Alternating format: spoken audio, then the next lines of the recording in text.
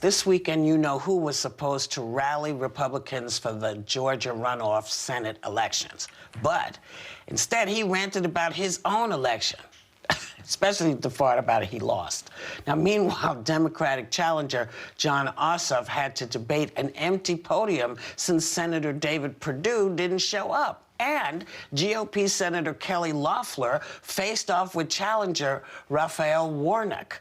Take a look. The Democrats want to fundamentally change America, and the agent of change is my opponent, radical liberal Raphael Warnock. Yes or no, Senator Loeffler, did Donald Trump lose? President Trump has every right to use every legal recourse available. She says she is against racism and that racism has no place, but she welcomed the support of a QAnon conspiracy theorist, and she sat down with a white supremacist for an interview. There's not a racist bone in my body. Excuse me. Who do you think came out on top here, Sonny? If she says it, then it's true, right?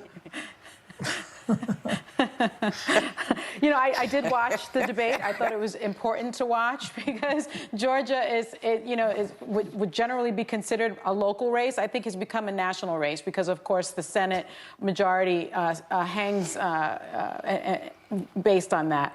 The balance. I think that there's no question, the balance, right. I think there's no question that Warnock won that debate. I think that it was terrible that Senator Loeffler kept on calling him names, you know, radical liberal and this and that. I mean, he didn't go low. He didn't meet her there, which I thought was a good thing.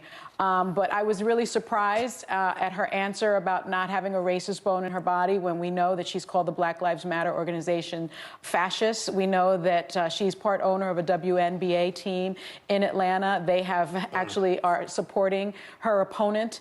And she really just picked a fight with the WNBA players. It was kind of unbelievable when you know that Georgia has a population of 32%. So I think he won handily yesterday.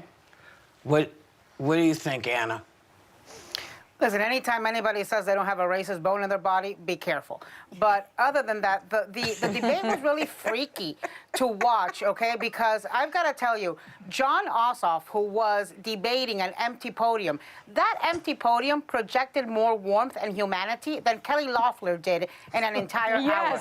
She sounded like a programmed robot. She sounded so much like my alarm system when it tells me the door is ajar. All she did was repeat on a loop, leftist radical, defund the police, socialism. Here's the ironic part.